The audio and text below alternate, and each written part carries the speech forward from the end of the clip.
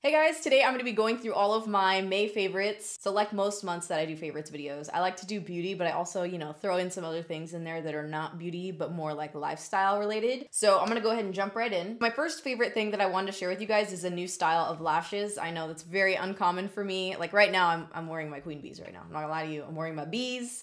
They are my comfort zone. They are my happy place. They're what makes me feel just the best. But I have been wearing a new style of lashes. These are Koko Lashes, and the style is called Madame Wispy. They have kind of the crisscross. They have the wispy vibe to them, but they're a lot longer than a wispy or a demi-wispy from Ardell. So I feel like these lashes, like when I look at them now, even when I look at them in here, like yeah, they're long, but they still have like a natural vibe to it because you can still see in between the lashes. And I feel like when you can see in between the lashes, you can see some of the lid space, and it's just a little bit more of a natural look than like a super thick eyelash, which is, I'm not really crazy about thick eyelashes on myself. I feel like it makes my eyes look smaller. So I really like these ones. The only thing is I do curl them before I put them on, but I love how crisscrossy they are. I think they're so pretty. And if you don't like wearing lashes with a thicker band, like the Queen Bee or Goddess or like Iconics, whatever lashes you like to wear, these have a really thin band and an invisible band, just like the Ardell ones, like Demi Wispy and Wispy. So they're really, really comfortable. And if you're looking for like kind of a dramatic lash, but something that's more comfortable, I would definitely recommend giving them a try. And to go along with the lashes, the next item I wanted to share with you guys is a lash glue. And I've already talked about it on Snapchat before. I mean, I've talked about everything on Snapchat, so, This is the Tartist Pro Lash Glue from Tarte. So many words, so many Tarte words in there. I know I'm not alone in having a really sensitive lash line, which is weird because I've never had any problems before. So I decided to switch back to Duo because I thought it would be a lot less intense on my lash line than the House of Lashes one. Just because that glue is so strong, it actually like sticks around in my lash line for a really long time, and it's just kind of frustrating when you can't get it out. So I was like, let me try the Duo lash glue, and I went back to this one, and once I started going back to this one, my lash line was literally like red, irritated, puffy, swollen, and it started like peeling. I've never seen anything like that before, so I had to like reevaluate the situation. It's got to be something with the lash glue. Obviously, I didn't know what else it could be. Nothing really else changed in my routine. And then I switched back to House of Lashes lash glue, and it was doing the same thing. It was like all of a sudden I was triggered by this, and I was just getting like a really irritated lash line. So then I had been on the hunt for a different lash glue. I tried the Revlon one, I tried the Kiss one. This one holds really, really well. It does linger in the lash line, so it does have like residue is the only problem, but you can usually use like an oil with a Q-tip to try and get that out. But it is still a pain in the ass in terms of actually coming off, but I guess that's what you get. If you want a really good holding lash glue, it's gonna stick around for a little bit longer than you want. And ever since I switched over, I do not have any irritation on my lash line whatsoever. I didn't even realize it before, but my lash line was itching. Like I was always going like this, like trying to scratch my actual lash line, which I thought was just my eyes not wanting to wear lashes. But now I don't have any of that at all, which is like amazing. So if you have a sensitive lash line, I would recommend getting this lash glue. How do you guys feel about this backdrop? It's pretty yellow, huh? It's like I have the actual sun. I'm standing in front of the actual sun. All right, next item on my favorites list is the Dose of Colors Baked Browns eyeshadow palette. I love this eyeshadow palette. Surprisingly, now when I first looked at it, I didn't think it had like versatility to it, but it actually does, even though it's just a brown eyeshadow palette. And the reason I say that is because of this middle color right here. So this is the palette that I'm wearing today. I'm all about matte brown eyeshadows. I could live in the matte brown eyeshadow space and I would be happy. So what I like about this palette is you could really do something more of like a neutral brown with these two shades and possibly use like a different matte brown that you have if you wanted to do something a little bit deeper. But like today for my eyeshadow look, I did these two colors and it made it more of like almost like a pinky kind of like terracotta undertoned eyeshadow look, which is what I wanted. I was like, I want to do something kind of neutral, but not like my regular fawn brown. You know what I mean? I want to do something that had a little bit of pink, but not like a hot pink color. And I was like, my Baked Browns palette. It has the dark brown, and then it also has the perfect lid color, which is what I have on my lid. I also have, on the inner corner, I'm wearing ColourPop Paisley, the Super Shock Shadow. This one's like, there it is right there. I just packed it on with a pencil brush, and it just adds like a finish, like a foiled finish to the inner corner without having like a ton of color, which is exactly what I wanted today. I'm stepping out today.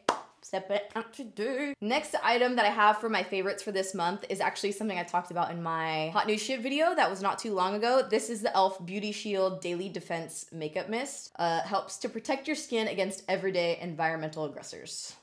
I just love the word aggressors. I feel like it just inspires me. No, I'm just kidding. There's something about this product that I really like. I feel like it gives me a very healthy, radiant looking kind of dewy glow without being oily, because while I love the Tatcha Dewy Skin Mist, like I love it so much, sometimes it's a little bit too heavy to wear if it's gonna be like an all day kind of thing, even though I do love that spray. This one I feel like kind of gives me a similar finish without being too heavy. And this one has a really good mister on it. Yeah, you have to stand like a little bit further away or else you will get super soaker to the face. But I feel like it's a trustworthy mister. I don't feel like it's gonna camel spit on me. Even if I don't do makeup, like I do no makeup days, I do pretty often where I just do like a little bit of concealer. I'll just finish with a little bit of the spray, and I just feel like it kind of gives me like a healthy looking glow. As far as protecting my skin against everyday environmental aggressors, I don't really know. I can't really measure that, but I'm just speaking on the way it makes my face look, the way it makes my face feel, and also I'm quite partial to the spritzer on here. So this is $8 and it comes out this month. So it comes out in June, sometime this month. I think it's time we move on to hair. We will regrow. So I did do something a little bit different with my extensions today. I have my hair shop. This is the exact color that's in my hair right now. I didn't put this piece in, but I wear the color 479 and I buy the 14-inch clip-in extensions from the hair shop. These extensions are still my favorite. I know I talked about them probably either a year or two ago. I know I've talked about them many times. But see, they blend in pretty well, and you just hit the root with some root spray if you're worried about the root hanging out. But I'm just clipping my extensions in way higher than I normally would, so that way it covers all these short pieces that I have up top. So the next item I have to share with you guys is the R+Co Dry Shampoo Paste. A really cool product that you can use to add texture and kind of like dry grit to your hair. That probably does not sound appealing at all, but it's what I used in my hair today. What you do is you take some out and you put it in your hands, and it has like a gritty, sandy feeling, and then you rub it in between your hands until it almost liquefies. And then basically you just kind of like, after you curl your hair, you can kind of go like this, and it adds a really soft hold. See this right here? This is what it did. It just adds like a little bit of texture, but it's still like a matte finish instead of using like a hairspray. I love texturizing sprays, but sometimes like if you go overboard on a texturizing spray, it'll actually weigh your hair down. So this one's nice because you can kind of pick and choose where you want to put a little more texture. So like in the actual, this piece of the wave, I can just come in here, you kind of just pinch it together, and it just adds like a little bit of texture, and it'll help keep the shape of the wave that you put in your hair. So this brand, I also use the Glossing Wax, which is a firm hold, really glossy finish product. So I use that for like slick back hair, or like a slick back ponytail. Keeps all my little hairs. Next favorite item for the month is the Clinique Take the Day Off Cleansing Balm. I haven't been using makeup wipes to take my makeup off because it just started burning my face. I don't know what happened. It just started irritating my face. Ever since then, I've been using oils and balms to take off my makeup. And this one is really, really, really good if you're looking for something to take your makeup off. This is the Cleansing Balm. So it looks like this. It's basically like a solid product.